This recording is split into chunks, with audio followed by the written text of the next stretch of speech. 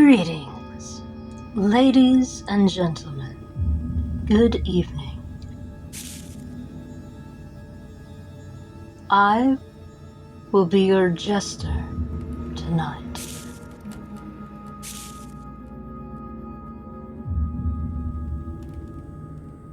Welcome to the moon phase divinations. Tonight is a new moon. Just as the sun represents external factors, the moon represents internal factors. External energies stay in their elements for a long time, like the changing of the seasons. Internal energies shift frequently, like the phases of the moon. The new moon represents the void between the end and the beginning. New moons are a time of darkness, a time of shadows. This is a time of death. This is a time of isolation. This is a time of hiding. This is a time of seclusion and withdrawal, a time of introspection and reflection. This is when you go into the depths of your mind and soul and do your shadow work. This is a time of dehydration. This is a time of tears. This is a time of bleeding. This is a time of fears.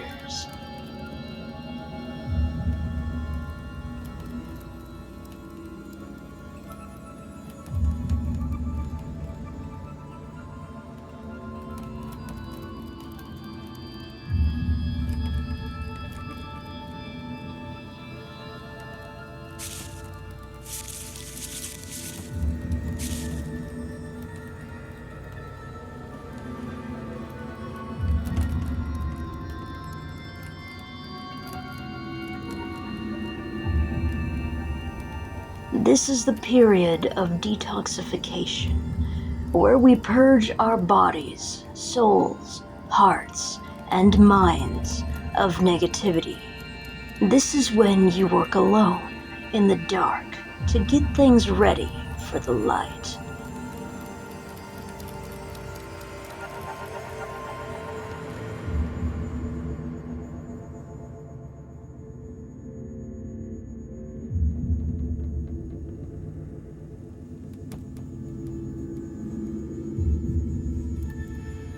The new moon represents the element of fire, the season of summer, and the southern direction.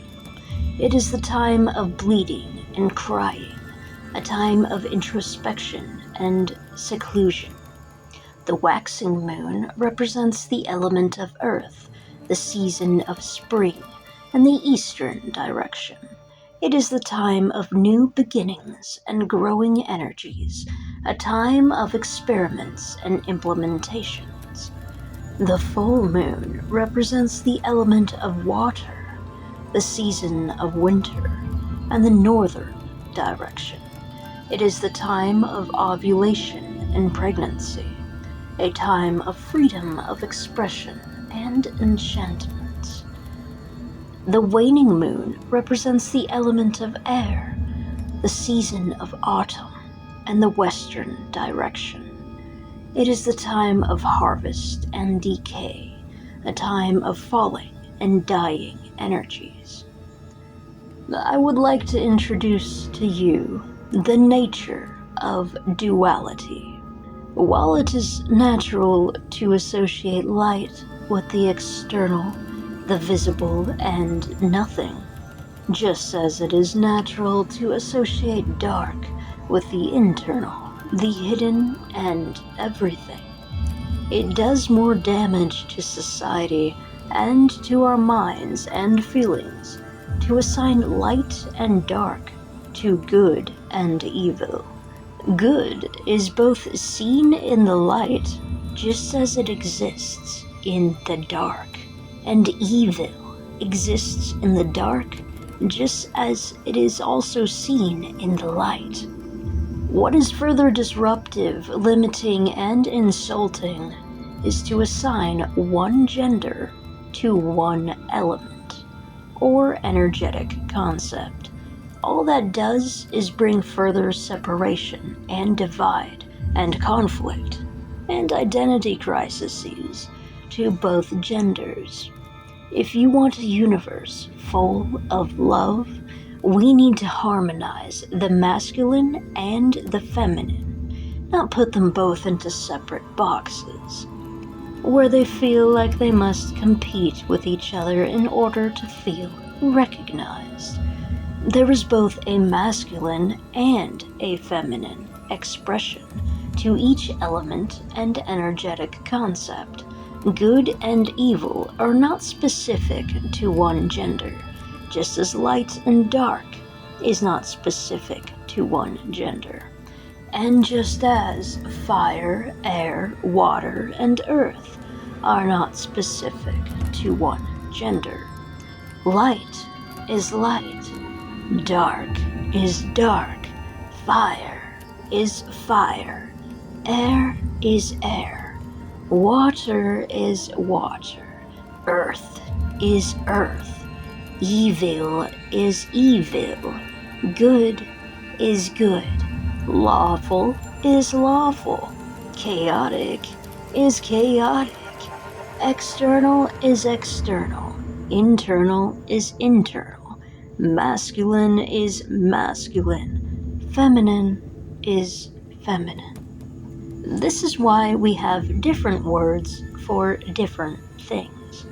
When did we start putting all these words together in two separate boxes to limit and restrict us?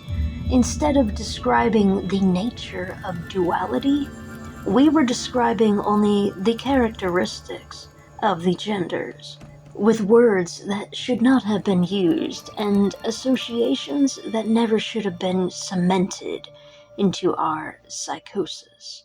We have all those different words so they can stay different, so we can describe the individual with those different words, whose gender then further individualizes their expression of the energies of their unique personality. We humans are complex, and we contain all energies and polarities within us. If you are only calling fire masculine and water feminine, then how do you explain the fiery females and the watery males? Oh, I remember how you explain it. You call girls boys, and you call boys girls. No wonder we think there's over 100 different genders when there's only 2. The individual soul is far too complex to be restricted by a limiting category. It is a much healthier perspective to assign both genders to all the elements, and then ask, what is the feminine expression of this energy, and how does that differ from the masculine expression of this energy? A good, dark, fiery, chaotic female is going to behave differently than a good, dark, fiery, chaotic male. Honor the genders by thinking of people like cats. Cats are both feminine and masculine. Cats have also a light mode and a dark mode. The light mode is when the cat cuddles and plays. The dark mode is when it hisses and scratches. Are you going to assign hissing and scratching as feminine, and cuddling and playing as masculine? Because that's what we did to humans. That doesn't seem fair. Especially since, traditionally, males are associated with aggression and are known for their violence, and women are associated with sadness and are known for their compassion. So why are women called evil again, when we're the ones mending all the wounds that the men created?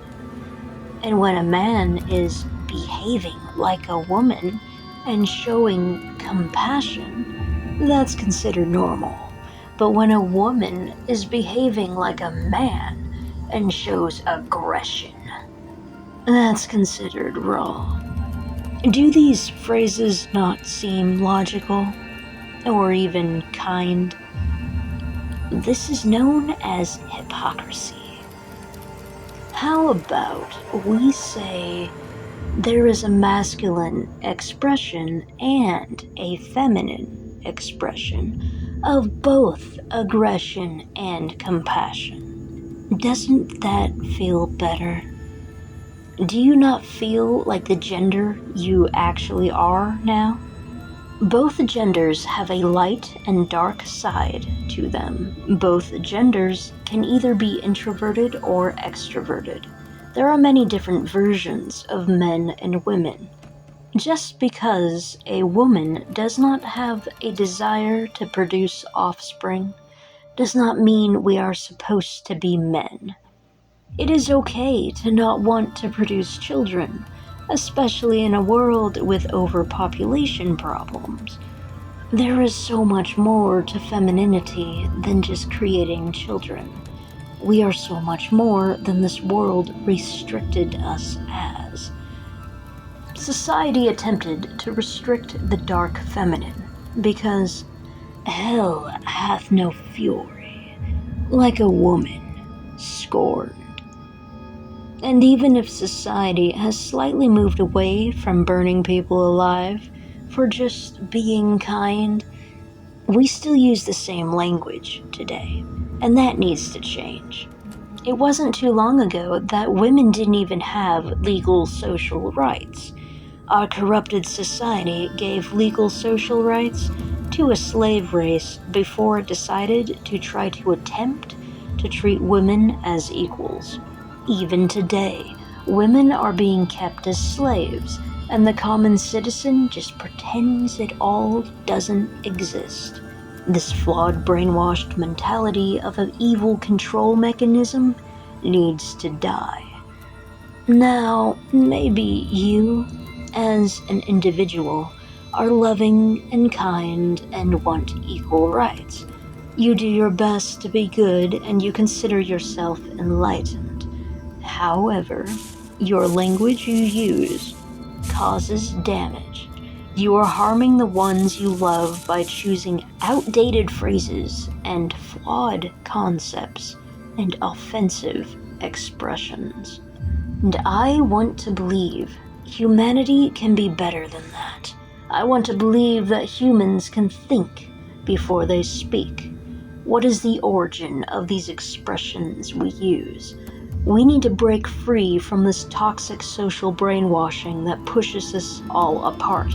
We need to create our own words, our own expressions, our own phrases, words created from love. Your choice of language and categorization, your assignment of specific elements to a gender, manifests down the line as corruption and control. If a society constantly assigns one specific thing to a gender, then one day it will get out of hand.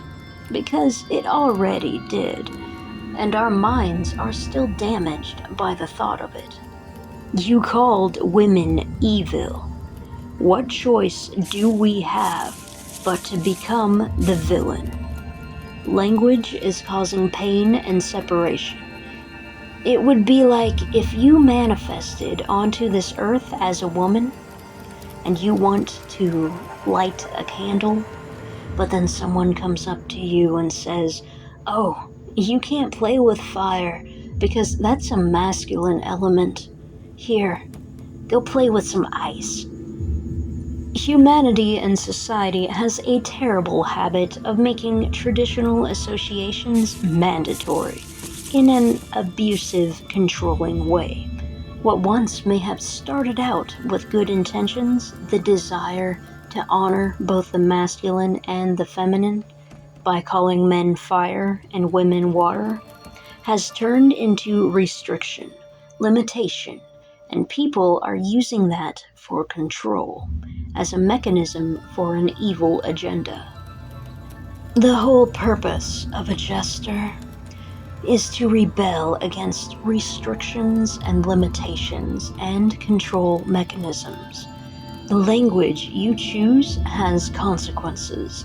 The associations you make have lasting impacts, long after you die. So, what is it that you will choose to say? Do you know your element?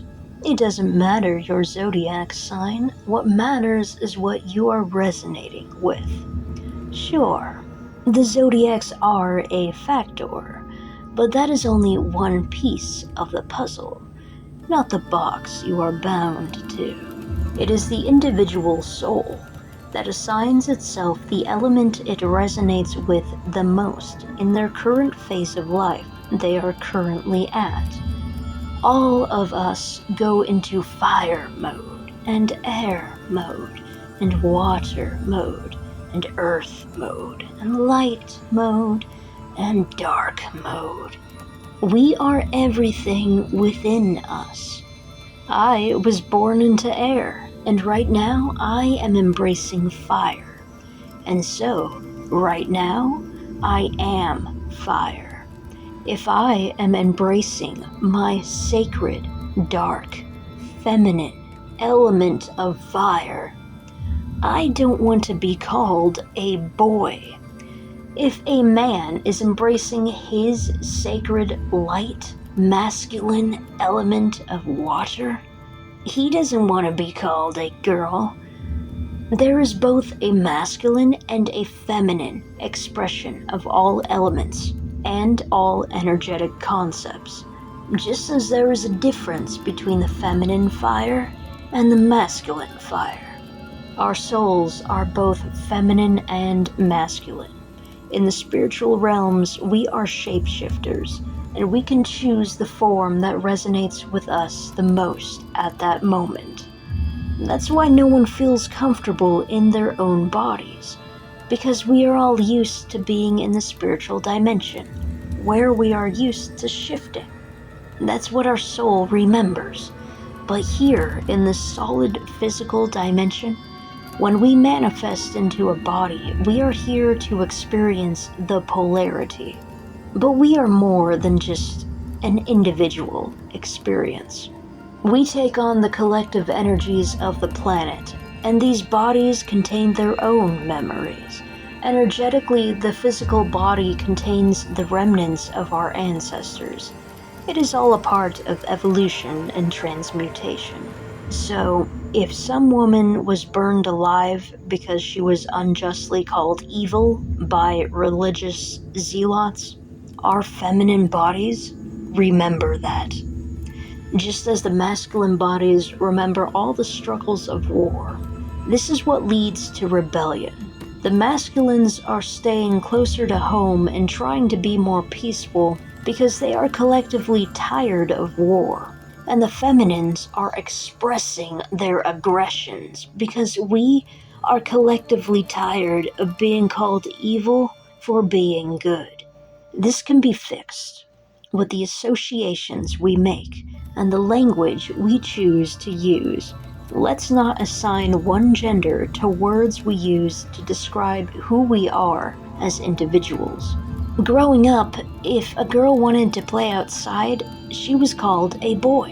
And if a boy wanted to learn how to cook and sew, he was called a girl. There is a masculine expression of being introverted and spending time indoors, just as there is a feminine expression of being extroverted and spending time outdoors. Light is what we show the world. Dark is what we hide inside. Social control mechanisms want you to believe that anything good must be light and lawful, and anything evil must be dark and chaotic. But every individual is a mixture of a variety of different elements. It is the nature of duality for one being to be both good and evil, to be both light and dark, to be both lawful and chaotic. It is the individual that chooses how to express all these different aspects of their natures, and it is their gender that further refines how they express that individual decision. My message to you is to not fear the dark or chaos just because you have been brainwashed to associate that with evil. And likewise, do not trust the light or the law because you have been brainwashed to associate that with good. A good being is both kind and ferocious, like a cat. The light aspect is the cuddly nature of the feline, and the dark aspect is the ferocious nature of the feline. We humans choose to honor and respect cats because they are free. They are unapologetically themselves. They will one moment be cute and affectionate, and in the other moment they'll hiss and make you bleed. To be good, you need to be dangerous, so you can protect yourself and others from the evil. And because we stand up for ourselves, we are villainized.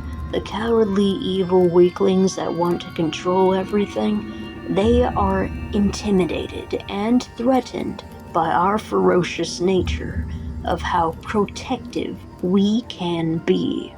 For society to be strong and healthy, it must honor and respect the natural primal right to self-defense.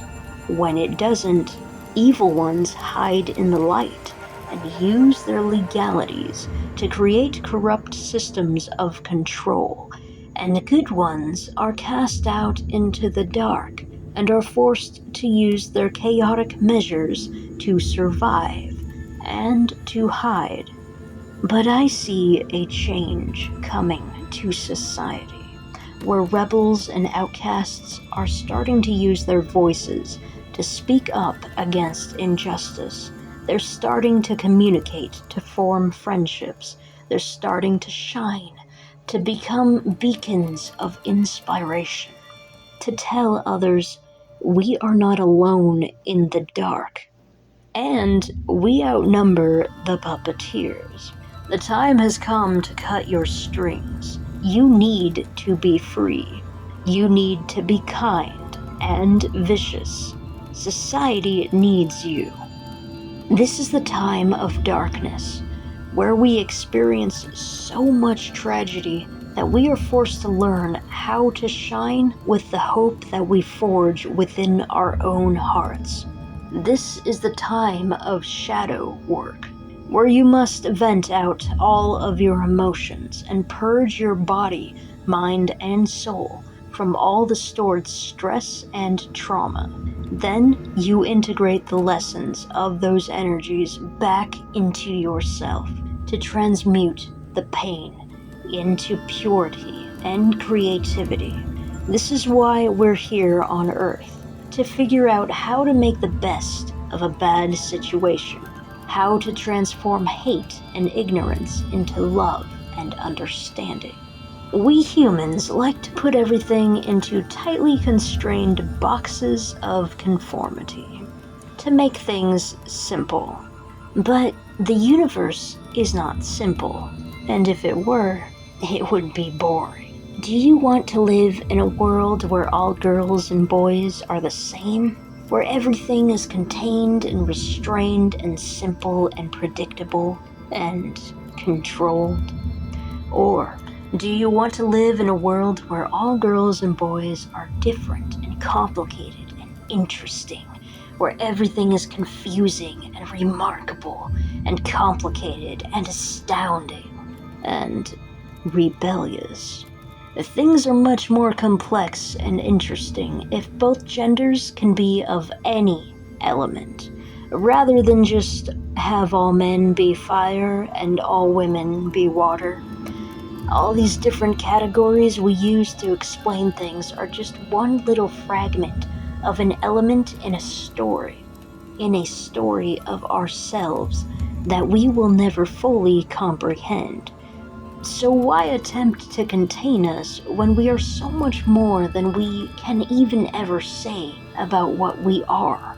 Every individual has thousands of various little elements about them that cannot easily be restricted to conform to social expectations and obey orchestrated control mechanisms to keep us passive and fearful and predictable. No, our natural state is to be confusing and unpredictable. It makes life interesting. When seeking a mate, do you not want a mate to be of your same element? Fire wants fire. Air wants air. Light wants light. Dark wants dark. For context, would a relationship between a hippie and an emo work out? No. Emos need emos, and hippies need hippies. Emos are the elements of darkness, fire, and air. Hippies are the elements of light, earth, and water. We are practically different species. That's why I think it's healthier to assign both feminine and masculine expressions to every element, and not villainize and restrict and contain and separate. The feminine and the masculine are not at war. We are counterparts. We are supposed to help each other and harmonize. And the language we use and the boxes we choose separate us. And then we never meet, and we stay alone, just like the evil control mechanisms want us to be. But that can change, if you choose to change it.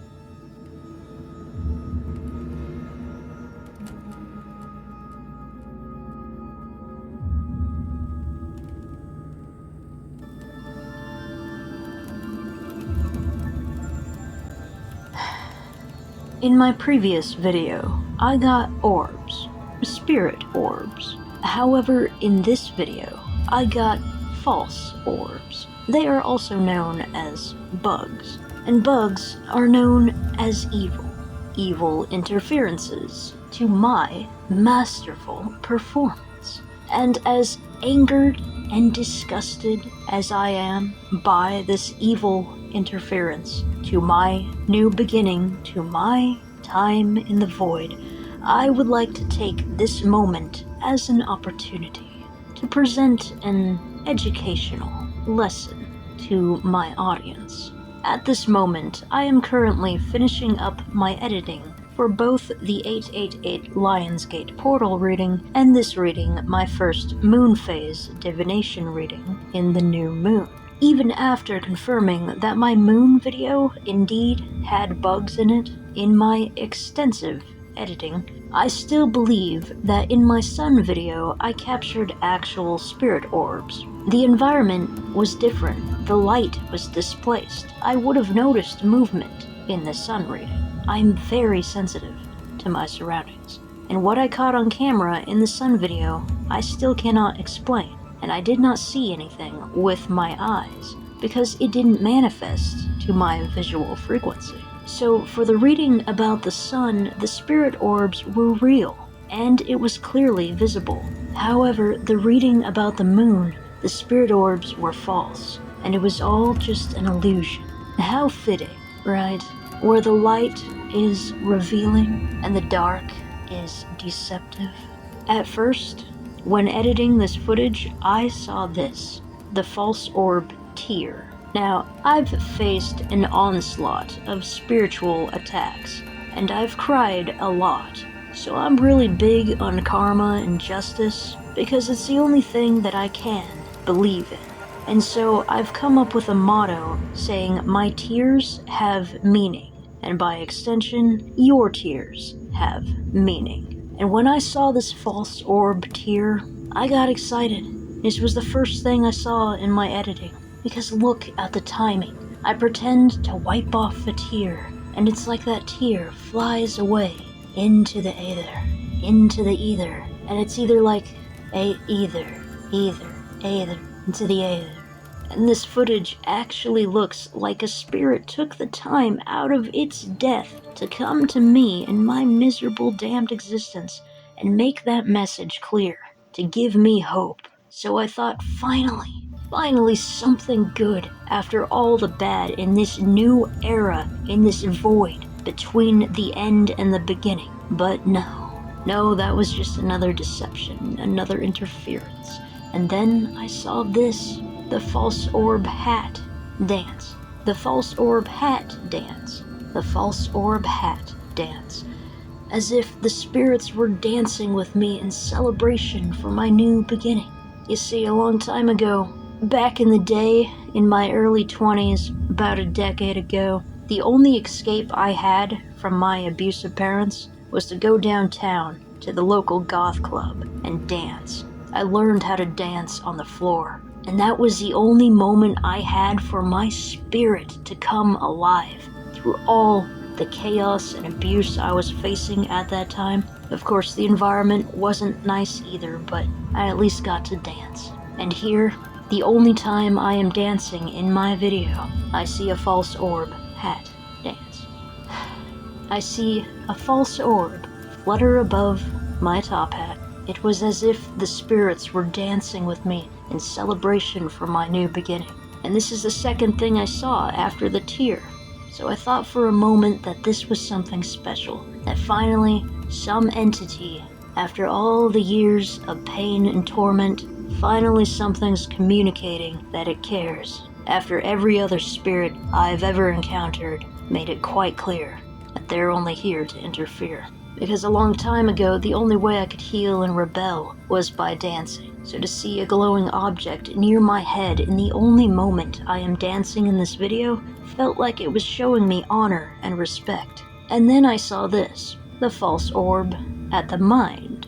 Something I tell my audience frequently, especially in a moon video, is to see through illusions and deceptions. And this one is glowing at the mind for a shift in perspective, something highlighting the third eye, the perception, or rather, the deception. The timing was so particular that I thought these were glowing orbs. However, under extensive further review that delayed this video and the other video from coming out, the rest of the footage has something glowing near the only light source, which suggests a bug, illuminated because of the bright exposure.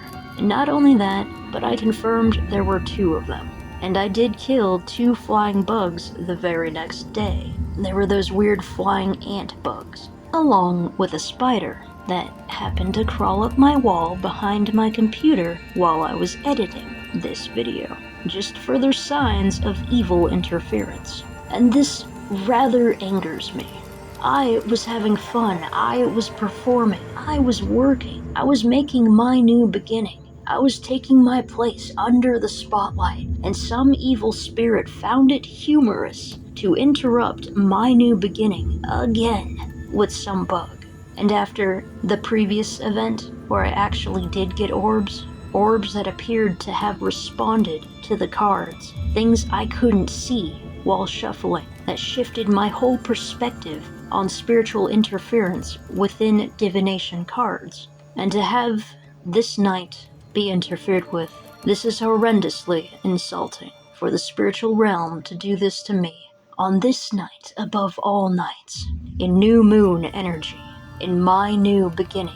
And this presence is causing even further delays in editing. I'm also going through random physical health issues at this moment. When one thing ends, another begins. Like they're attacking me in every way they can. But this moment isn't anything different to the whole life that I've had to live with being spiritually interfered with.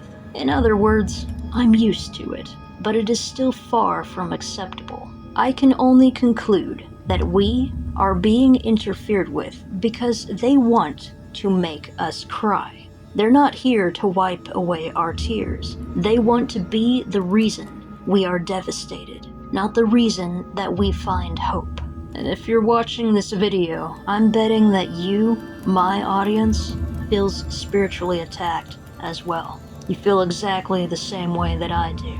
That every new beginning that you have, something comes along and redirects you, interferes you, distracts you, and injures you. I'm gonna bet that my audience is used to being interfered with and disrespected. You thought something was over, you thought something was done and gone, but whatever you do, something always manifests in your life to tear away your smile from you and cause you further agony and tears. Every new beginning we have, something tries to make us believe that we have no new beginnings.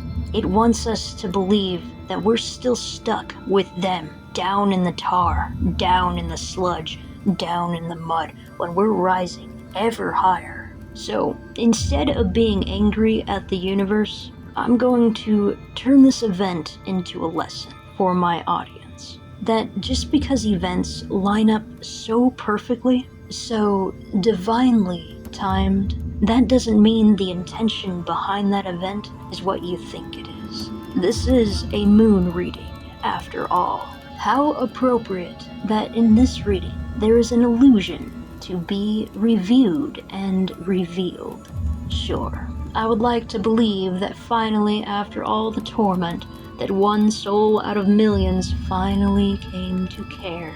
But this happened near the same time a spider crawled up my wall, when the spirits promised they would stop doing that, and they lied to me. No, as much as I want to believe that some rebel spirit is trying to send a message that my tears have meaning by causing my tears, it seems more like mockery. No, they don't care about me. This is probably some of the best footage that I have ever taken of myself performing so far, and the spiritual dimension had to ruin all of these wonderful shots by orchestrating a bug to disrupt my performance. And it would have even taken more time to try to learn how to edit all of this out frame by frame. Instead, I had to utilize the element of redirection to edit in glitches and transitions to redirect my audience's focus away from the evil interference. But now, I'm showing it to you so you know that it's there. It frustrates me. It angers me, it disgusts me, that I have to frame by frame track these little bugs, right after that I frame by frame tracked the actual spirit orbs. Now, a skeptic would naturally say, oh, well, if these ones are bugs, then the other ones are bugs. But that's not true. Just because the presence of evil exists right here, right now, and just because this event was confirmed to be bugs, does not mean the previous event was all just bugs. I still believe that it was plasma, the element of a spirit. But regardless, I was being interfered with, and there are consequences for causing pain, for causing interference, for causing disruptions and delays. They can't prevent us from shining. Their attempts are futile. Ultimately, all they are doing is securing their position, cementing their fates in a hellish dimension of consequences. There was even a moment that I was blurry in the footage, and right when I became visible and I was in center stage, in center focus, then a bug immediately spawned to steal the light. And in editing, while I was trying to listen to something actually motivational, right after this moment, they said something horrendously offensive and triggering to me, something that made me cry. When their motivational video, their voice, was supposed to be the voice in the darkness that I needed that night. They were supposed to be there to help and inspire, and yet their motivational video caused damage. It caused pain. Their message did not heal me. It inflicted further separation and divide upon their audience, all because of the language they chose to use, despite whatever their intentions might have been. And so I'm alone again, in the dark, with only interferences, trying to keep me from the light. But their actions are exposing their true intentions. They are exposing their own true forms.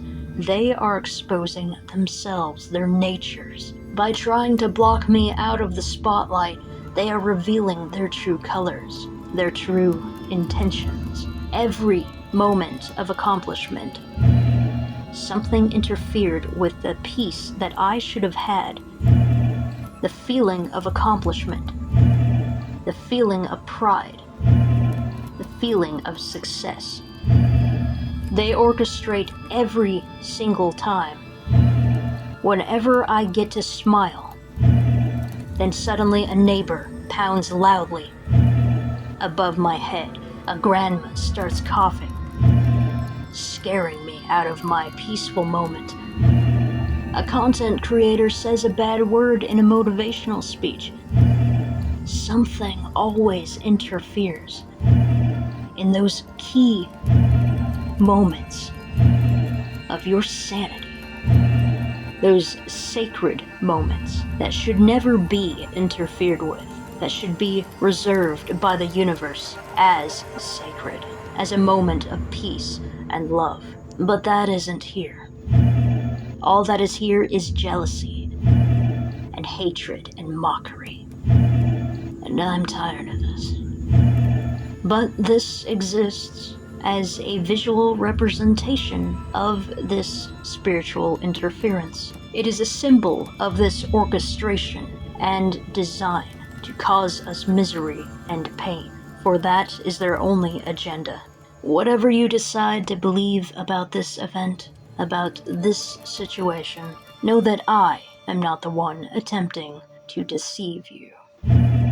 To adopt a more optimistic perspective for a moment, if this event happened to, let's just say, motivate me so that I, out of everyone else, could deliver a message to my audience, this would be that message. Something spiritual is out there attempting to deceive you. And I believe the only way that you can be deceived is due to your perception of them. You must remain skeptical of the intentions of those you cannot see. If I am to deliver any message to my audience, it would be that you are not protected and do not trust the spiritual dimension. Even as I am recording this, a loud beeping ambulance truck is outside with the cops, probably the fire department, interfering with this video. With beep after beep after beep after beep, as I'm trying to formulate my words. Another major sign of interference. If I am to deliver a message to you, it would be this. Do not trust the light because you are associating that with good. Just because they glow, just because they are of the light, does not mean they tell the truth, and it does not mean they intend to save you. Often, it is the things hidden in the shadows who never expose themselves. The dark ones are usually the only ones delivering the truths to you with the intention to save and heal and protect that does not exist in the light. Let's take the services of humanity, for example. The ambulance, the fire trucks, the cop cars. These are people we are supposed to look up to.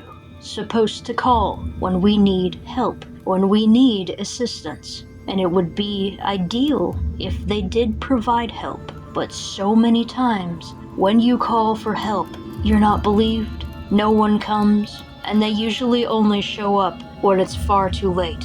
And so that is the nature of the spiritual dimension. All that pain and suffering that you called out to the universe, no one came down to save you. And now it's too late. Because now you are stronger, and they can't tear you down, they can't eliminate you, because you learned how to fight, you learned how to hold on, you learned how to make that spark of hope in the darkness of the void where no one came to save you. So however your individual situation is situated, remember to go with your guts, rely on your instincts, don't try to think your way through something, feel your way through. Does this feel like an illusion? Does this feel like dishonesty? Do you feel threatened when your brain is telling you that you are safe and it doesn't make sense to feel threatened? Always trust your intuition. Always trust your heart over your head. I do not wear a mask here to deceive you. I am here wearing a mask to shine a light on the situation of deception. that was hidden from you. So if I am to make the most out of this horrific moment in my damned existence, it is to deliver a message to someone. I'm betting someone out there used to be like I was. Desperate, lonely, sad. You were outcast by society, by the living. So was I. And so you are seeking comfort from the dead, because you can feel a presence. It's the only presence in your damned life that won't go away. It won't leave you alone. That doesn't mean you can trust it. The loneliness of your mind is creating a fantasy. Well, they're here. That must mean they care. There's just a communication barrier, because no one has ever cared. No one has ever been there. The dead can read your mind. The dead are aware of what they're doing to you. If they make you cry, that was their agenda, to make you cry. You don't have to explain yourself. They know what they did. What they want is for you to develop an attachment to them. What they want is to be able to control you better. If you lower your defenses, you try to have more conversations, you attach to them emotionally, then they can latch onto you. I don't want to say that every spirit out in the universe is bad, but I've only met the bad. Nothing good saved me. When I was 16, I got emotionally invested into a demon, and that demon was able to physically and sexually interfere with me. And the only thing that developed my psychic shielding, my energetic field of protection, was my own heart, self-love. That's the only thing that saved me, was me. And that's what you have to do before that ever happens to you. Someone out there needs that message to know that you are not protected. Do not believe these other readers who say you are divinely guided, you are so protected and loved, when you know that's not true. I believed a reader when they said I was protected, and what happened? I got attacked again. That is very dangerous to do to your audience, especially when your audience is facing so much more darkness than you have ever faced, readers. And so that's why I am here, to say you are alone. You are not protected. There is no one coming to save you, and you need your heart to be strong to save yourself. You need strong boundaries. You need high standards. And the only one you should ever trust is you. Collectively, I think this is a time for humanity to step up and take charge and become leaders. If you are waiting around for someone to guide you, for someone to inspire you, for someone to lead you, you're not going to find that. You have to become that. You must step up and become the guide, become the leader, become the inspirational figure of your own life and for the lives of others. To put this in a more mundanely human context, school's over. It's time we get a job. We can no longer be children here. We're in a spiritual war. We need to grow up, and we cannot expect to be saved. We need to save ourselves. Remember, just because spirits can pull off a parlor trick or two does not mean that they should ever be trusted. What else happened in your life? Did a spider crawl up on your wall? Did they make that happen too? Why, if they are trying to inspire you, why do they attempt to frighten you? Place your biases and hopes and dreams aside and focus on the facts. Focus on your feelings. They didn't help you. They didn't save you. They made you cry when you expected them to wipe away your tears. They secluded you. They isolated you. They tormented you, just as they have tormented me. Ask yourselves, is this an action of flattery or mockery? In the darkness of a moonless night, one thing remains. We do not know. My message to you regarding the spiritual dimension is to remember we are at war. Do not trust the spirits around you just because you want to believe that they are good. You are not protected. You are not respected. No one is there to save you. You must keep your guard up at all times. You must save yourself. Just because you want to believe something to be true doesn't make that true. Do not be fooled by mere parlor tricks. Tricks. Tricks. Tricks. Tricks.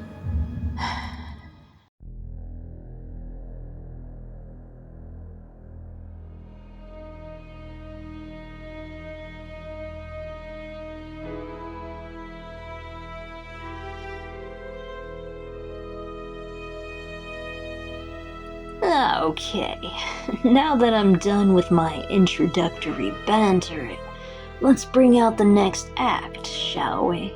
You came here for a divination reading, and this reading is something quite special. It is my intention for every moon phase divination to have 3 piles, each pile having 6 cards each, with the 4th pile being created from the cards that appear multiple times within the first 3 piles. And I will reveal what is at the bottom of the deck after I have done all of my shuffling. The first 3 are individual readings. The 4th is a collective reading. However, tonight, things are different. Normally, every pile is unique, meant for specific individuals. But these piles, for this reading, tells a story. These cards unfold out like a play, so sit back and enjoy the performance. For this reading, you don't need to choose, you just need to watch. These are all pieces that interlock together for a collective experience. These are the last chapters in your book before you start a new book. And stick around for a little sneak peek of the book after this one. Remember, the new moon energy is the time after something has ended, and before something begins.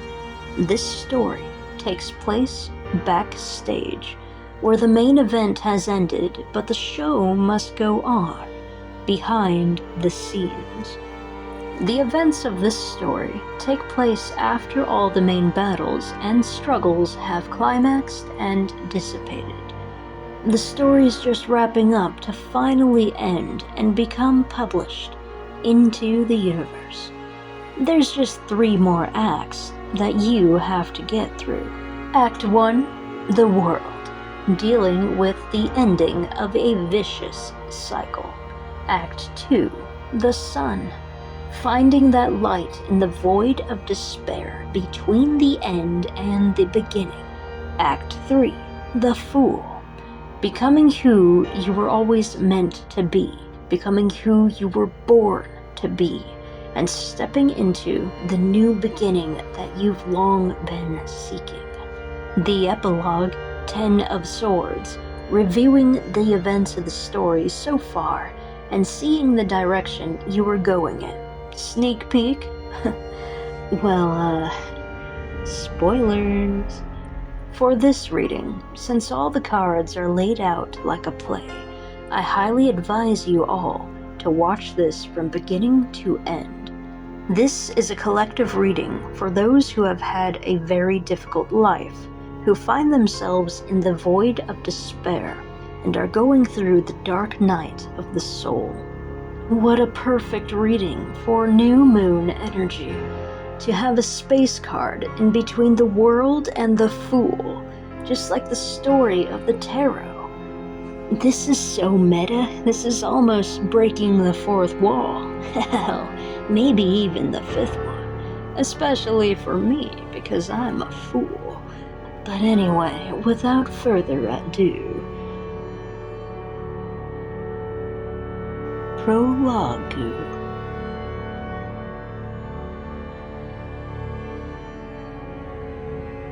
Divination Shorts. Act 1, the world. The world represents the energy of a completed cycle. This is you mastering yourself, stepping into a leadership role. You have completed and overcame many challenges and obstacles. However, this is a new moon reading. The energy of the new moon is the void between the end and the new beginning. Right now, you do not feel like the end has finally ended.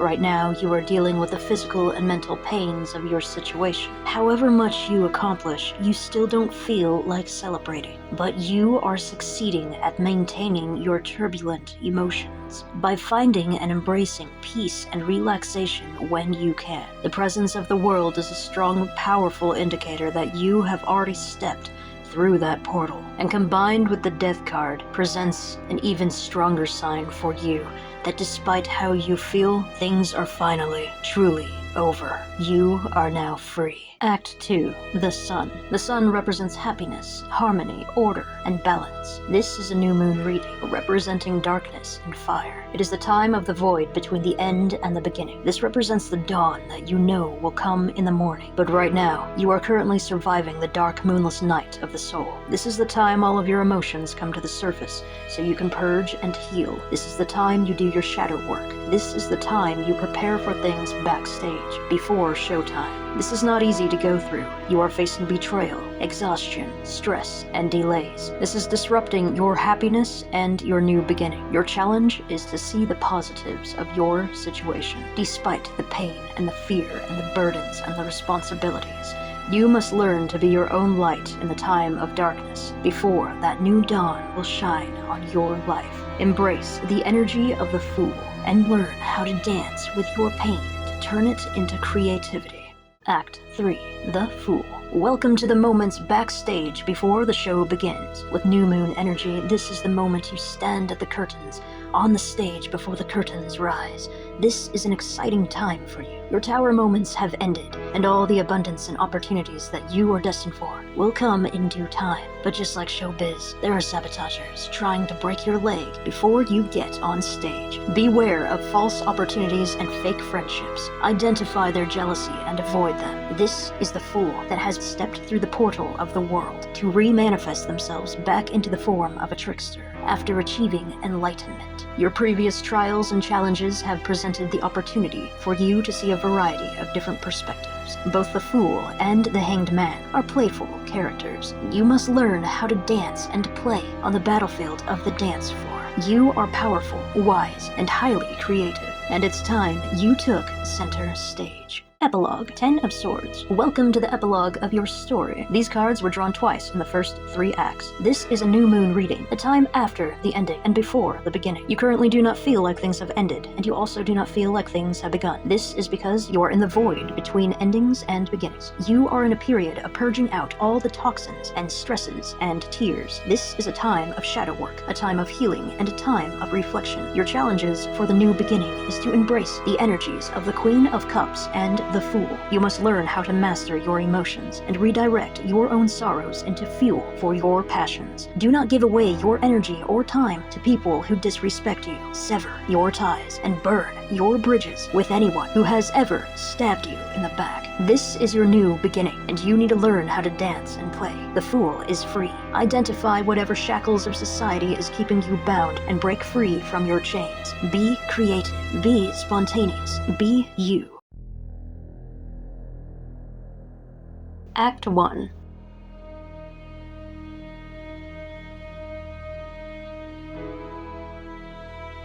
The World. You are currently struggling to find emotional fulfillment in your accomplishments and successes, most likely because something is interrupting every moment you have to be happy. There's a situation in your life that has completely overwhelmed and burdened you. It seems like a never-ending pain, but the presence of this death and the world are both here as strong indicators that your time of suffering has indeed come to an end. There may be some remnants of this situation. Think of it like dying embers of a fire.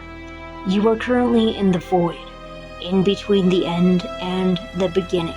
You are used to pain. You are used to discomfort. You are expecting the next attack around every corner. And because we are in an energetic war, it takes some time for energies to dissolve completely. It's not like a switch that can be flicked on and off. Think of it like poison in a pool. It takes time to disperse and filter out and break apart. Your challenge is your emotions. You desperately long for happiness and satisfaction, and you deserve that. And with the world here, the world promises an amazing, happy future. You should feel excited and proud of your accomplishments. However, there are forces that are trying to collapse you and bring you down into despair.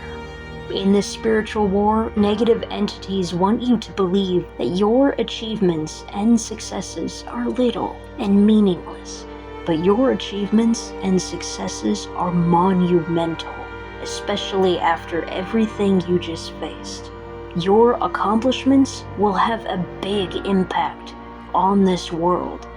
That's why you are facing such strong spiritual attacks at this moment. You have grown and developed all that you need to. You have learned all of your harsh lessons. If we dare to call the atrocities of life actual lessons, then this moment is your graduation. You have leveled up, but that doesn't mean that you'll live without complications. Think of going from elementary school to middle school. You think the kids will finally start behaving themselves, but then you find the same immaturity, the same selfishness, and you learn no matter how old you get, what age you are, where you are at, this world is full of immature idiots, creatures that just exist to cause damage. Even after you die, you think the spiritual realm is full of enlightenment and beings brimming with love? No, it's a battlefield. The spiritual dimension is a complex distortion of multiple realities all converging together.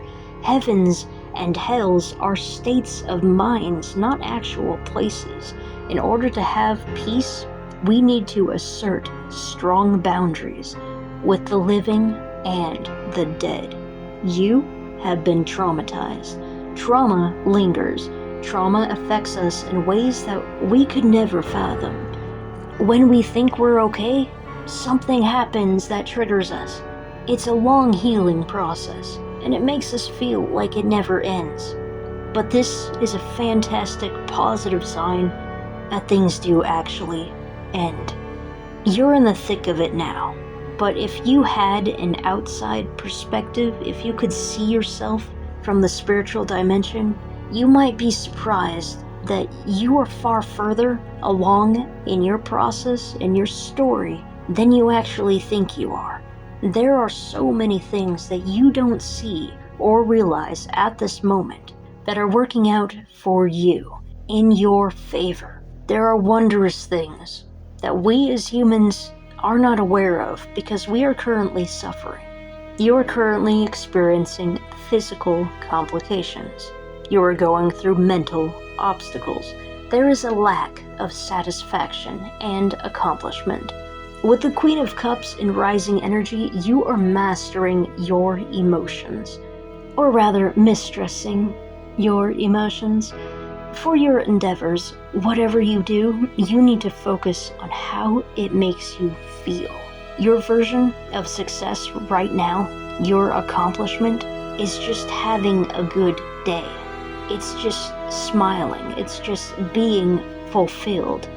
Don't focus on what task you need to complete and when it needs to be done. Focus on your feelings.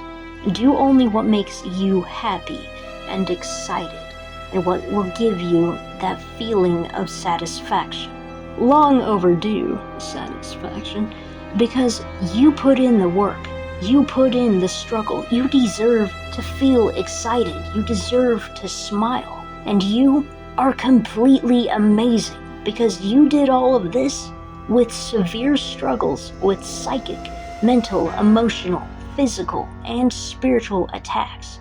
And still, despite all of your struggles, you have succeeded in so many ways that even you are not aware of. Ways that cannot be physically showcased.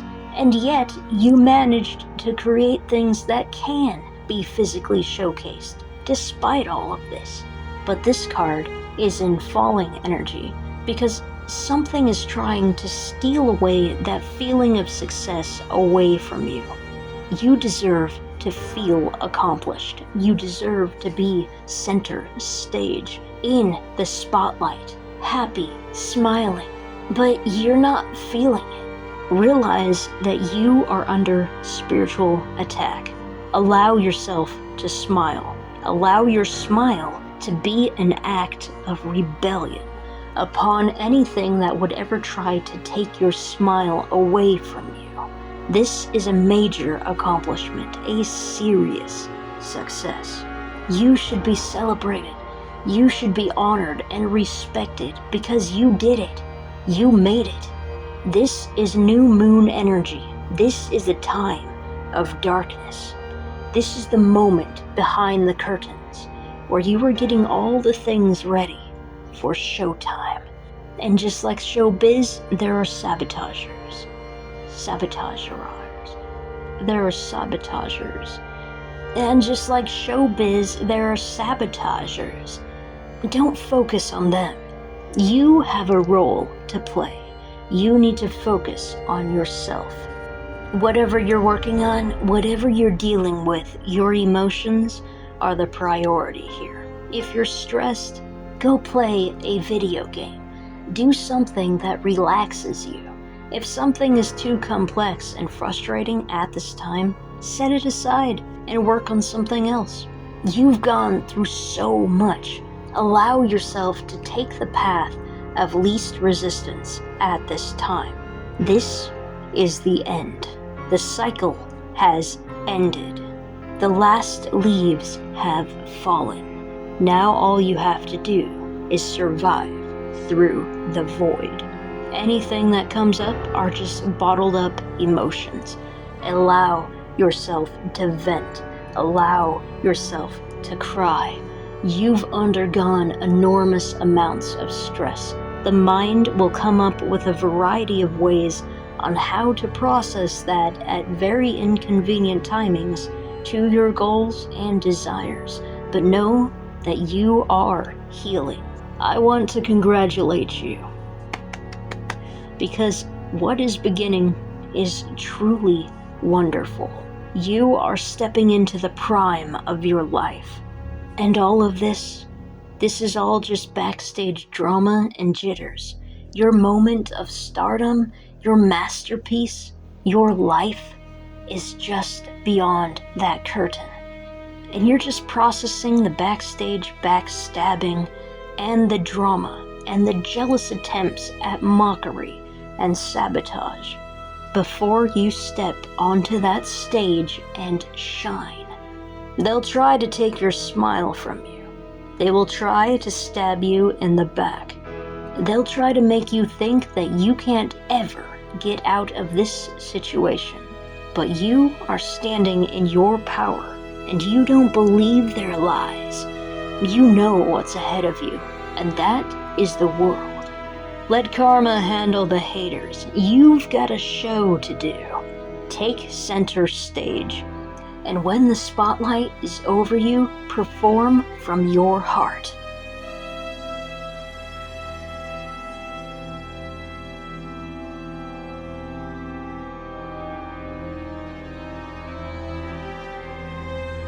Act 2.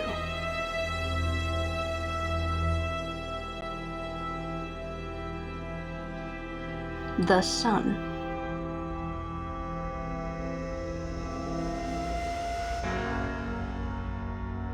This is a new moon reading. This time represents the void in between the end and the beginning. You are right on the verge of a new beginning, a life of happiness and fulfillment. It's like a cosmic design. Your whole life has been orchestrated to suffer through constant struggles. This is a spiritual war. You've been betrayed and stabbed in the back.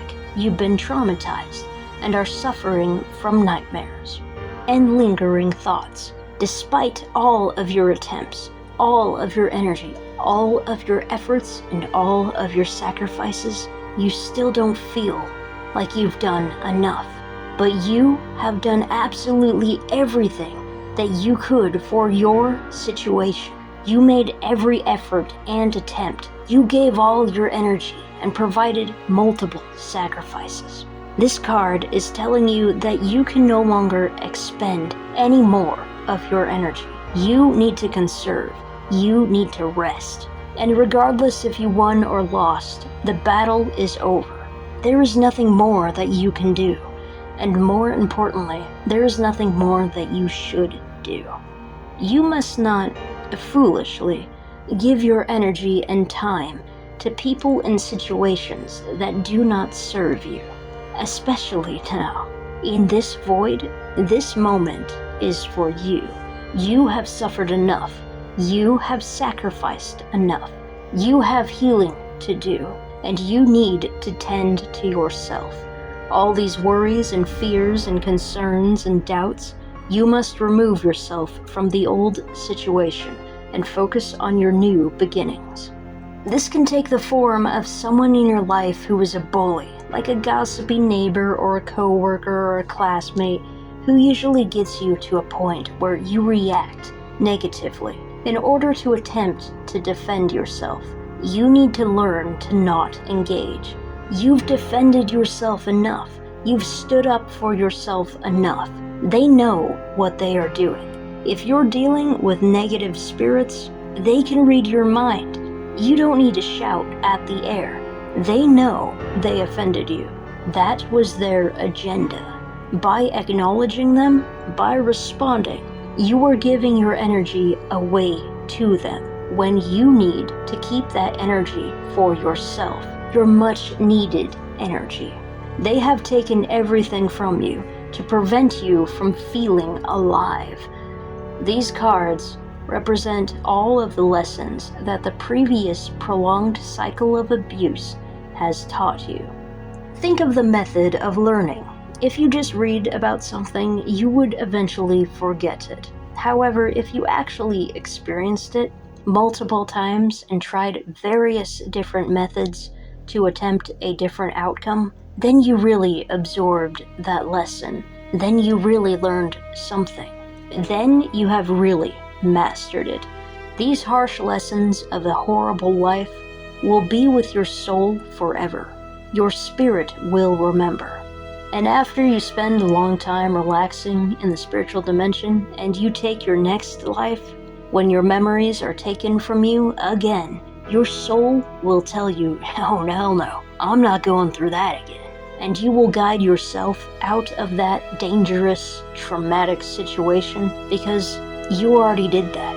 And that is so familiar to you that you can now avoid that without even remembering that you already knew about it. You took this harsh life so you would never have to fall for the same tricks ever again in any life after this. This is why this life is so harsh. Your lesson now is to conserve your energy. Think of when you were younger, when you tried to stand up for yourself. Some bully decided to gossip about you, and you spent hours upon hours trying to defend your point of view, days and months trying to make that person see the real you. This could have taken the form of a bad relationship with some pathetic person. You were so open and honest and loving and supportive, and they were the complete opposite. Think of all that time you spent trying to just defend yourself, when after all of those words, nothing you ever said actually changed who they were or what they did. All that energy that you expended by just trying to adapt and handle their abuse and neglect of you, it was too much energy to lose. And then you learned. The next pathetic person you met who talked bad about you, you said a little less. And the next one, you said even less. Eventually, this turned you into someone who was blunt and direct. You no longer wait for the right moment. You went in and stated your needs, and once you created the right moment. You made that moment happen instead of waiting for it to occur, because they certainly weren't going to create it. You became stoic.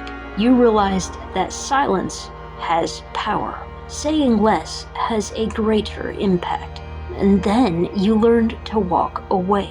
You learned to speak up instead of suffer in silence. You learned to stand your ground. You learned to go home and have a better time alone than to try to linger around at some bar waiting for someone to actually behave themselves. You've struggled. You've put in a lot of hard work. You were dedicated to your job. Maybe someone lost a job or is going through a breakup right now. This had to end for you to go on to better things. And I'm talking much better things than you've ever experienced. You learned everything that you could have from that situation, and it's time that you finally take the steps into your own story. What you need to do is cut your ties and burn your bridges to anyone who has ever disrespected you. This is the time of the void, the time of bleeding, the time of tears. This is the dark night of the soul, where we purge out everything that doesn't belong in our futures.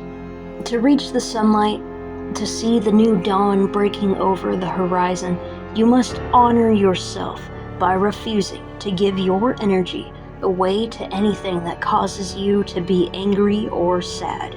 You must embrace the fool. You must tend to you, and foolishly do whatever you want to do in order to have a happy day, or a happy night. If you feel like randomly going for a walk, get out there, go on that adventure. You are alone right now. That doesn't mean you have to be miserable. Fall in love with yourself. Treat yourself to a good time. Think of all the adventures that you can do yourself without having to check in or deal with other people's emotions. All you got is you. You're guaranteed to treat yourself well. When we enter into relationships or start a new job, we get this rush of excitement where we project an idealized version of our reality. The bad relationship. You didn't fall in love with them. You're not mourning their messed up behaviors. You fell in love with the idea of what they could have been, of what you wanted them to be. You fell in love with the feeling and the thought of love itself, not the character in front of you that disrespected you. And you can feel that rush and excitement for life alone, just by focusing on you and doing what you want to do. Your priority is you, and your emergency right now is just having a good day. If something in your life devalues you and tries to steal away your happiness, it needs to leave. It needs to be cut out. It needs to be removed. If you put in all this effort into a job and you think that you just need to stick around, just like a bad relationship, because you already spent so much time trying to make everything right, or at least slightly functional, or even barely decent, you need a new job. You have the experience of seeing the company you were a part of as the best that it could be, and you watched it distort and fall into the worst it currently is now. That is a unique experience, and that's not the type of experience that you can get without actually being in the thorn bushes of the situation, to actually see every little part of it. There is a better job, a better person, a better environment just over that horizon. You're walking alone in the dark right now, but you know that sun will shine its light on your new beginning. A whole new day is just tomorrow. All you have to do is survive the night. It's always darkest before the dawn, because there's no moon tonight to guide your path. All you have is you, and that's something you can be proud of, because you did this all by yourself. No one helped you. No one saved you. All of this is your success. All of this is your accomplishment. And when you stand in the upcoming light of your new dawn, don't let anyone take your success and accomplishment away from you. They never helped you. They were never there. They have no entitlement or right to your own life. You did this, not them. They're the ones who caused the pain and the torment. They don't belong in your future. Remember these lessons. Never give your energy away to someone who disrespects you. It's okay to be rude and ruthless towards them. They need to get the message to leave you alone. State your boundaries. Walk away. And don't even try explaining yourself. Say as little as possible to create that barrier and distance to then make your escape. Save your energy. Think of your new beginning like a child in the womb. A pregnant woman can no longer be the one carrying the heavy bags, or climbing the mountains, or taking the bullets. She cannot risk any physical or mental strain because she has a new priority, the development of a new life. And so you need to think of your new beginning of your own life like a child in the womb. Your priority is you. You cannot risk putting yourself in situations that take your energy away. You need your energy for yourself. You need to survive and thrive so you can be there for yourself.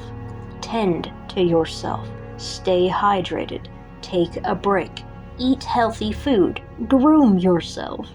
And above all else, allow yourself to play. You are currently in survival mode. You have to get to creative mode. You need to transform your situation and turn this moment into thriving mode. This is your story. And this isn't just an end of a chapter. The book is finished. It's being published right now. And you ended the story with a cliffhanger. And your audience is waiting for the next amazing twist of events. And you, right now, are writing that new story. You're just in idea mode at this moment, trying to work out the plot and develop all the characters, right before you start writing your first new chapter of your brand new book. You are going to experience heightened spiritual attacks at this time. This is where you lose hope, drop into despair, and have everything thrown at you all at once. This is not a test. These are attacks, and we are in a spiritual war. Humanity is evolving, and something is trying to prevent that. I see the echoes of this everywhere. When something happens to trigger you into rage or sadness, ignore it. Do not give your energy to it. You already went through your growth moments of rebellion. You already stood up for yourself. This is the time to not engage and only focus on what is in front of you. Think of yourself driving a car in a storm with fog and falling trees and wind and rain. Your focus is on the road. Any distractions you identify and avoid. You are moving forward. You do not have the time to go park the car and get out and deal with something that offends you. You are on the highway, and there is no slowing down. You are boxed in. The other drivers are aggressive and dangerous. If you act out of nervousness, it will cause an accident. You need to stay calm. You just gotta keep on going. You need to focus on you and your safety. Any kind of attack can come at you at any time from any direction. You need to survive the storm. You just need to get to your destination in one piece. That is your sole focus and your priority. Of course, in this storm, just before your destination, you're going to have to get out of your car and walk the rest of the way. With the wind and the rain, with the falling debris and random threats and the shadows, you are alone and vulnerable. But you got you, and you know you can make it through this storm. Dance. Focus on how to keep yourself safe and how to not react emotionally. Treat every interruption, every disrespect like someone coughing or clearing their throat in the most inappropriately, divinely timed moment in your tiresome damned life. Think of that moment as you and your energy pushing through them to purify them.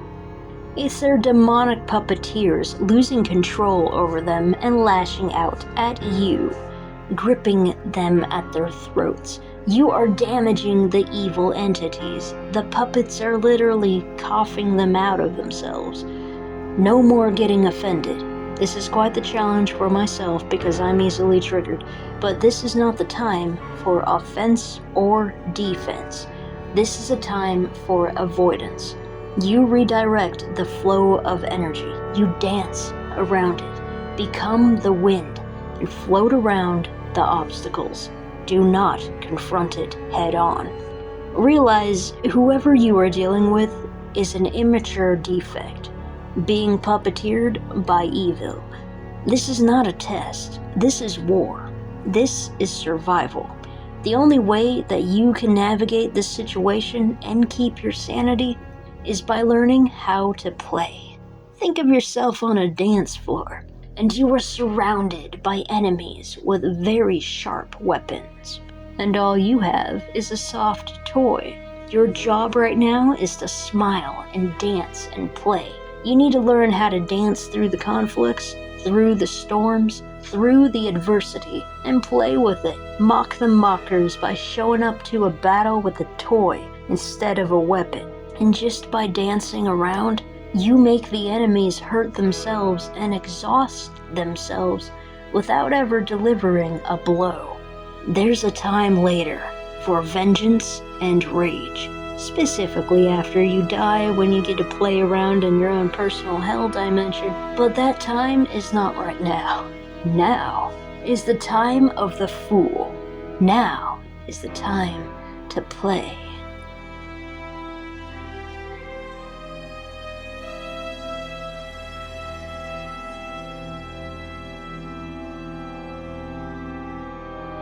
Act 3.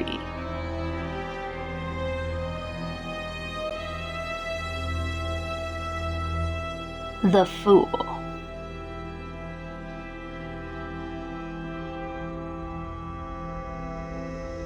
This is your new story, your new book, the first chapter. You may feel like you aren't accomplished right now because this is your new beginning.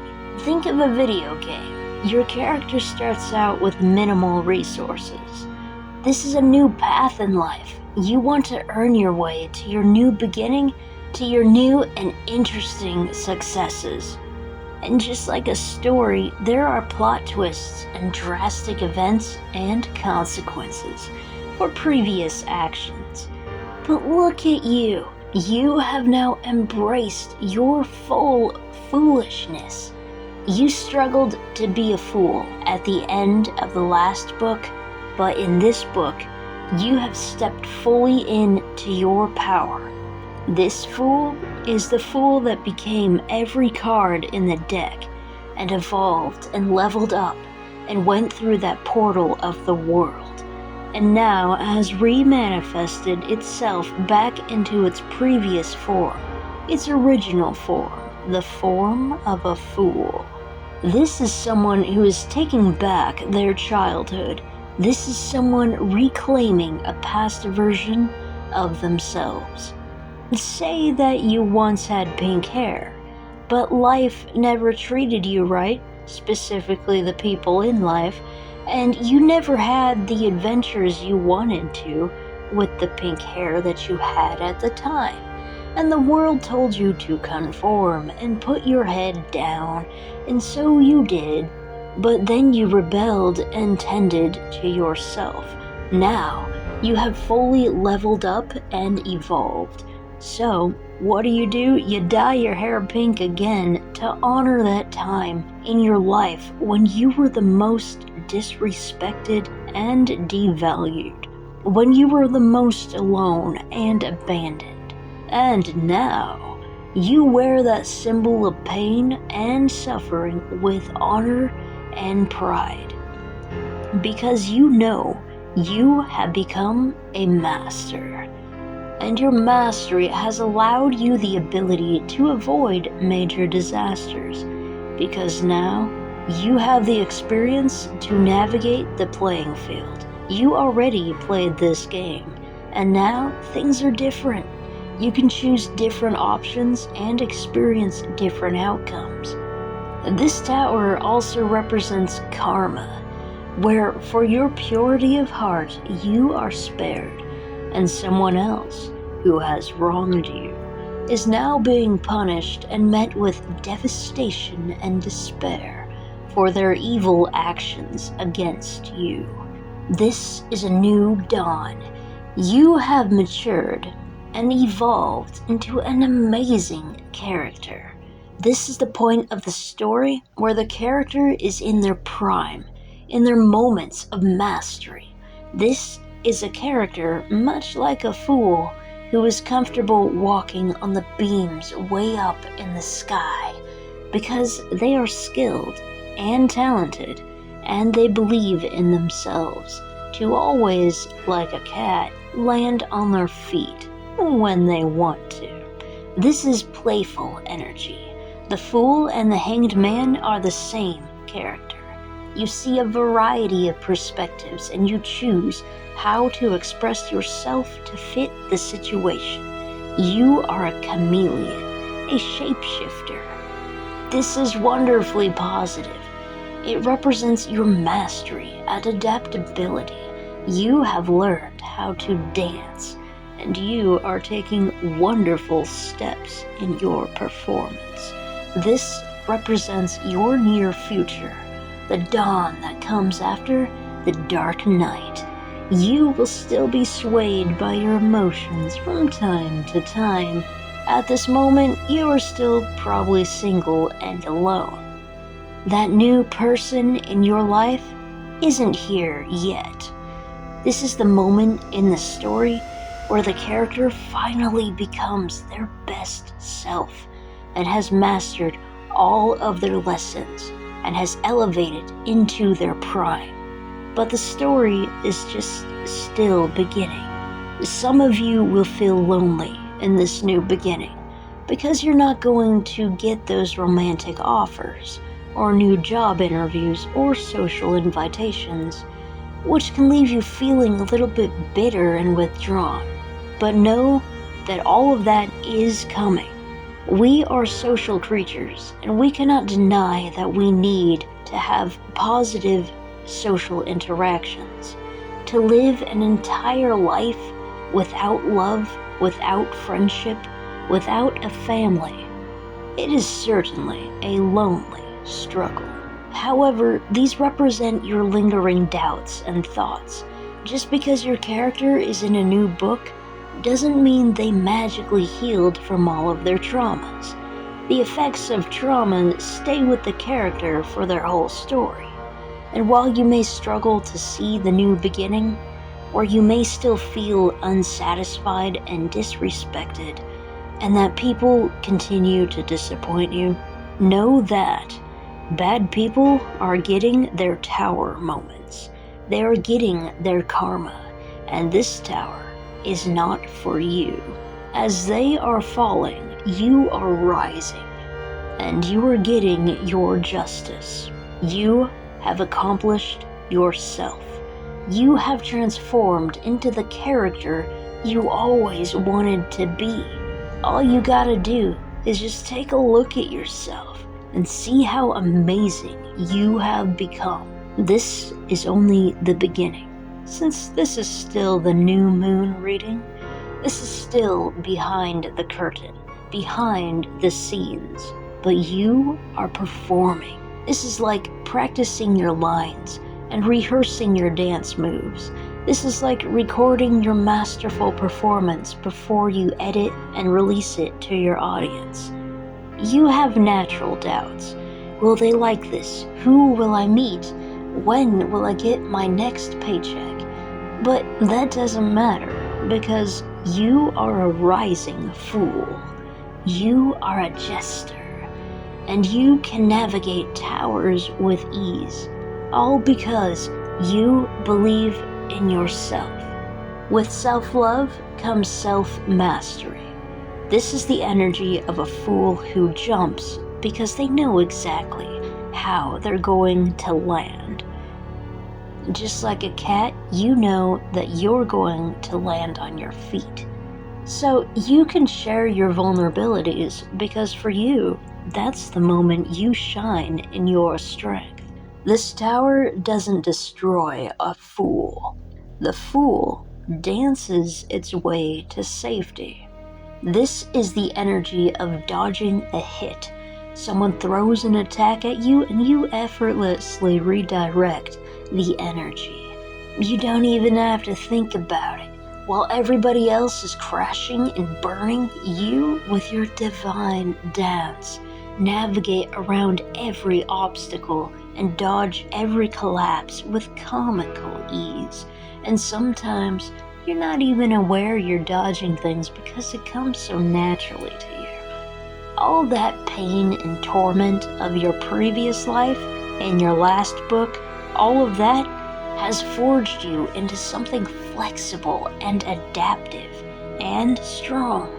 You are now brave enough to smile and laugh and dance just because you want to. Remember to detach yourself emotionally from the situation. Do not rush out to make new connections just because the old stuff ended. Your story will unfold naturally in the best and most rewarding way that actually makes a real story. If you follow your path and be true to who you really are and just tend to yourself, you will be successful. You will find love. But be ready to be spontaneous. When you meet that special someone, you don't want to be tied down with burdens and responsibilities. Your responsibility is to yourself. Anything that burdens you needs to be removed from your path. You do not want any restrictions. Remember to burn your bridges with no strings attached. You are free. You gotta be like a cat. You know how cats are generally quite passive creatures, like a Libra, but then when they focus on something, they are so driven and motivated, like an Aries, that nothing can detour them. Like their natural state is a rag doll. They just flop around unaffected by anything, but then they enter this determination mood, where they tense up and become like a super stubborn, strong cat creature. You need both the aloofness of a cat to not be bothered by anything, and the focus and drive of a cat. Then nothing will ever stop you from achieving your goals. You will have that because you're a cat. The humans may tell you to get down from the countertops and the tables, but you'll just adapt and do your cat thing and climb up on the walls to get to the top of the fridge, because you belong up high. You were designed to climb, and these stupid humans are treating you like a dog. You're a cat. You don't obey. You're only nice to people who are nice to you. Treat yourself like your own child. A child just wants to fit in and have friends, so they submit and compromise. But an adult is like, oh hell no, you're not getting away with that. So ask yourself, would you allow this treatment you're experiencing of your current situation and environment for your own child to experience? Or would you remove your kid from a toxic situation to protect and comfort them and redirect them into some kind of benevolent social situation? Sign them up for a different class or something. Well, you need to do that for you. The child version of yourself needs you to become your own protector, the guardian that you never had. You are experiencing major disruptions. You are not being appreciated. You are not feeling emotionally fulfilled. These attackers will suffer and burn for causing so much damage to you. They are not allowed to torment you and pretend they're guides, pretending that they're allowing you to be tested. They're dead psychopaths who get off on your pain and suffering, and no good spirits are around trying to save you. All you got is you. And we, humans, all we have is each other. This tarot and oracle community, it's like the only family we've got right now. And not everyone gets along in this family. We all have our different beliefs and our different perspectives, but we're all fighting together in this war. Let's not fight each other. There's plenty of enemies out there. We've just got to be nice to one another. But that doesn't mean you tolerate or allow disrespect. Remember, never forget, never forgive, and never give up.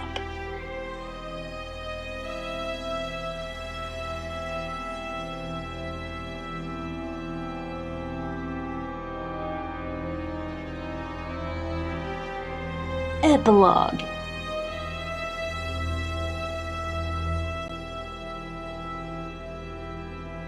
Ten of Swords. These cards have all been drawn twice in the previous 3 readings. Life has indeed been painful, and right now, in the new moon energy, you are going through a dark night of the soul. Things are coming to the surface that you did not expect. You are healing and processing your pains and traumas. You are undergoing heavy spiritual attack right now, and you need to sever your ties, cut your cords, and burn your bridges. You must conserve your energy and focus on yourself to heal. No one gets to have your energy at this time. You need all the energy you have for yourself. How you can make your situation better is by embracing the energies of the Queen of Cups and the Fool. These are your struggle cards. You are going through a lot of emotions and are finding it difficult to handle your emotions and maintain your composure. Remember, you do not want to bottle things up. You need to tend to yourself. This is not the time to hide your emotions. You need to vent and purge and cry it all out. Sit with that feeling of despair. Fully embrace the pain. That's the only way to overcome these feelings and transform this energy. When you fully go through all the emotions of your situation, the next time you get triggered by it, you will just redirect that energy. You already went through this, so it will not affect you in the same way. But you are targeted. You are spiritually attacked right now. So you will go through difficulties, interruptions, and further complications. But by practicing self-love and tending to your needs first, you can learn how to handle these situations better and not give your energy or focus or time to any evil action of disrespect or mockery. You are trying to start your new beginning over and over and over and over and over again, but you are constantly met with more spiritual attacks, more frustrations, more delays, and more restrictions. The struggle and stress of the situation is making it hard for you to embrace your foolish side. It is difficult to smile. It is difficult to enjoy the moment. The presence of a fool reminds you of how important it is to make time for yourself to play. Your priority is to smile, laugh, dance, and to have fun. Your challenge is to transmute your situation, transform it from a miserable situation into an amazing opportunity. Think of a tragic circumstance where a group of characters are stuck in a difficult situation, and there's a child that is crying and scared. What would a character do to help that kid smile again, and to have fun in a dangerous situation? How would a character transform a painful, stressful, scary moment into a fun adventure full of wonder and amazement? You need to become that character. You need to become the fool that entertains and comforts and inspires that child. And that child is you. You need to do this for you, because you have no one else but you. So start acting like that and protect yourself. Put your needs first. Stand up for yourself. Stand up for you. And dance because you want to. Take time out for yourself so you can play and finally find emotional fulfillment and satisfaction in life by just being you. This is new moon energy, the dark moonless night of the soul, the time of purging, the time of bleeding, the time of tears. This is the story of character development. And some negative, horrible, jealous, spiritual entity is trying to prevent you from becoming you. To smile, to laugh, to dance, to enjoy your day is an act of rebellion against this overwhelming evil. Your tears have meaning. Do not despair, because actions have consequences. There's plenty of time later to see your enemies in hell, but right now, you've got to get ready to perform, because the show must go on. This is the energy of someone trying to get you to sprain your ankle before you take center stage with your dance routine. Ignore their jealousy, ignore their hate. Say they succeeded in twisting your ankle or breaking your leg.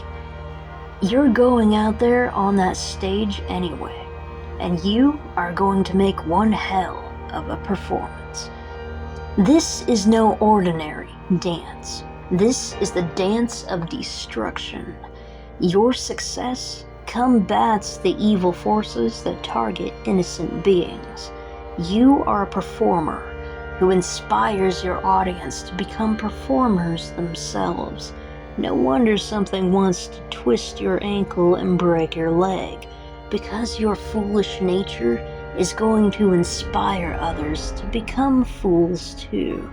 And those fools will inspire other fools, and with every new fool, with every new jester, with every new Harley Quinn, the people, one by one, cut themselves free from manipulation and control. The people are no longer puppets dangling on strings. The people control themselves and dance and play with their own freedom of will. And that is why you have had a harsh life, because you have the ability to inspire people. And that threatens something that saw your potential long before you ever did, long before you were even born. It will receive its karma, and you will receive your justice. But for now, get ready for the spotlight, because the curtain is just about to rise. Are you going to let a little spider on your wall disrupt your evening? No, you've got things to do. You're going to put your energy into you and keep rehearsing your lines, because you have got a show to do, and the show must go on.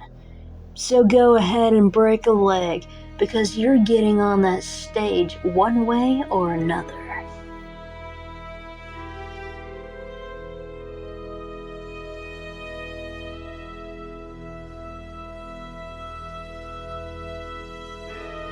Bottom of the deck.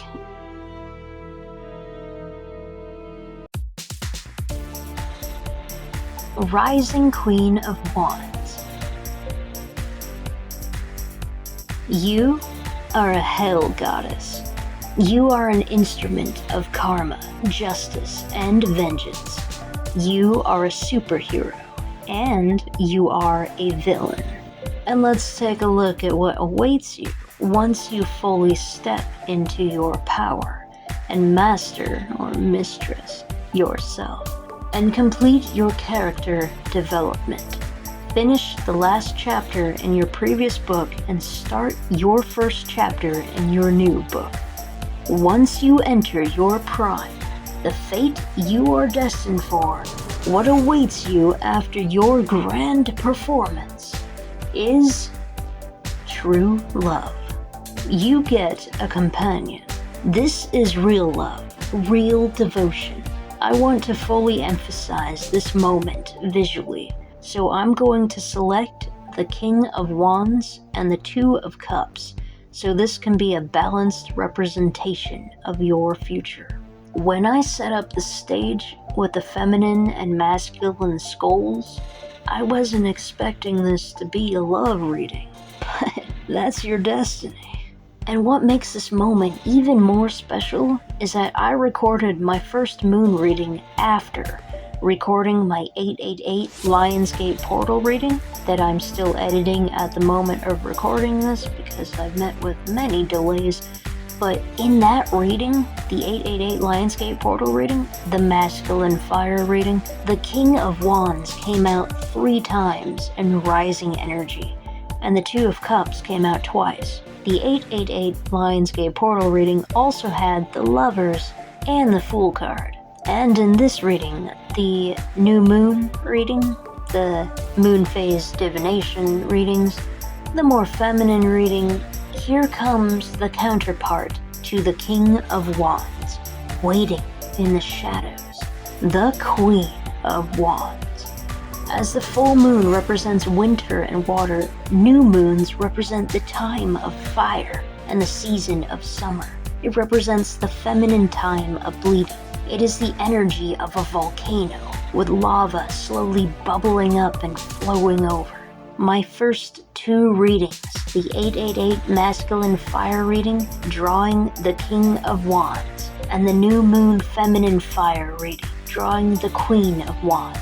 This is a story of 2 powerful characters going through a drastic amount of spiritual warfare and various abuses and struggles specific to their individual genders, and finally transforming and transmuting their pains and traumas and tragedies and hardships to become the best version of themselves, to rise and stand in their fiery power. They both never knew love before, but they meet each other in the near future. This is a powerful connection. These are 2 superheroes who have both been labeled and forced into the roles and responsibilities of the villains. And they meet, and they come together, and they team up. This new love on the horizon is powerful, passionate, and real. They would die for each other. And this connection may be why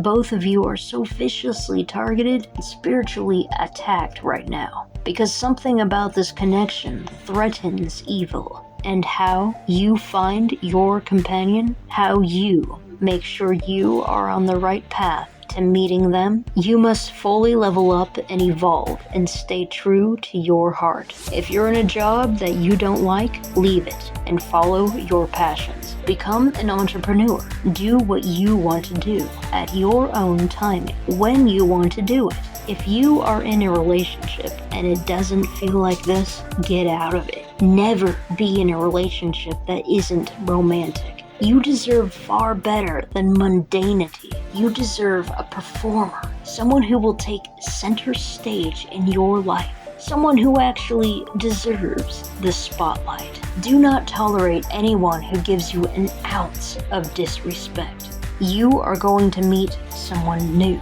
a character who actually has a heart, a character who is actually a hero, a character who would travel to the ends of the earth, into parallel realities, and shift into alternate dimensions for you.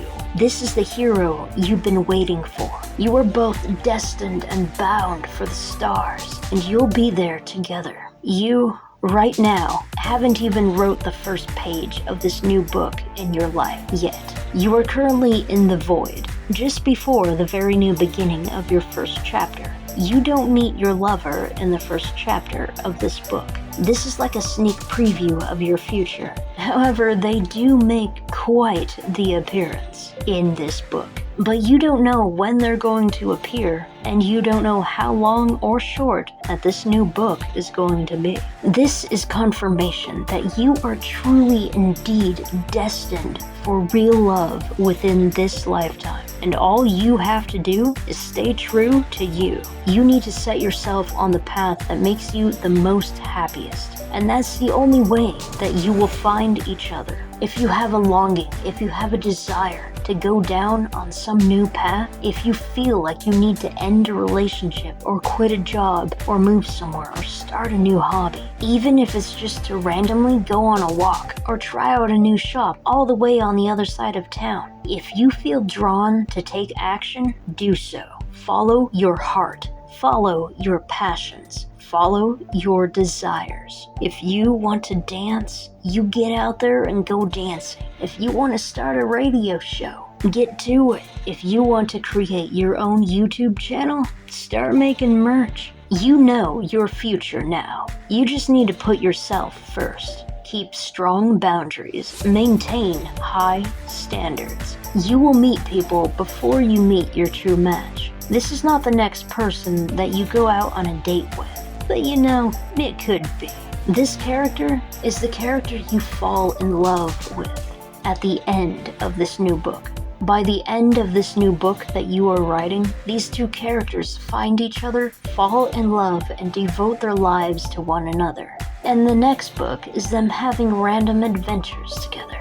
Look, we're all lonely and damaged and desperate for love, right? Well, the thing about true love is that it doesn't step into our lives until we have mastered ourselves. We go around life feeling empty, searching for someone or something to fill us, to complete us. That is not everlasting love. Those are karmic connections, designed to level people up by providing life lessons and opportunities for change and adaptability. If you want love in your life, you need to stop the mentality of trying to find someone to fill your void. They are not your other half.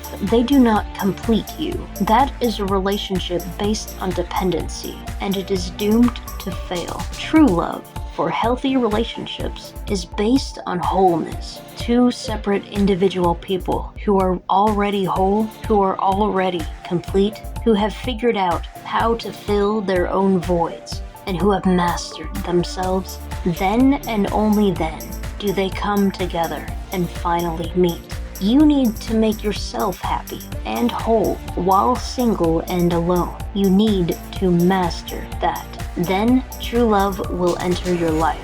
And that kind of partnership, both are independent, so they are comfortable being on their own. There's no greed or jealousy or desperation or clinginess. These two know what they are worth, so they are not insecure. And they formed this relationship based on compatibility and passion and love. They don't have eyes for anyone else. This kind of comfort is like having a companion in a video game. You know that they always have your back, whatever happens. You save them and they save you. You are battle partners, and especially with the element of fire, the element of plasma, the element of electricity. You both will be quite the pair. In the next dimension, you are both superheroes and supervillains. You are both instruments of justice and karma and of consequences. Alone, you are both individually great forces to be reckoned with, but together, you are both so much more powerful. This is a magical dream that is actually coming true.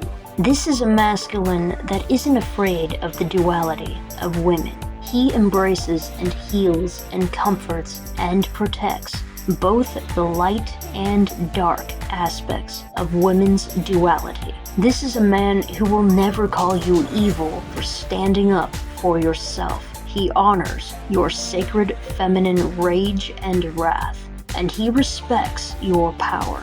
He doesn't compete with you, he embraces you. This is real, passionate, everlasting romance, and nothing will get in the way of each other.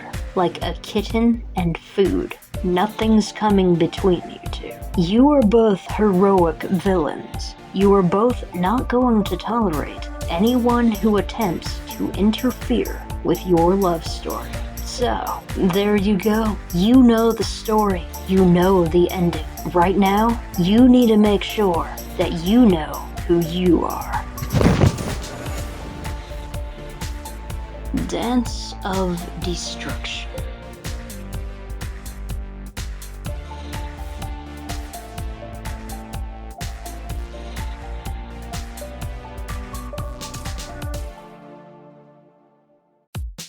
Do not let anyone take away your moment to shine.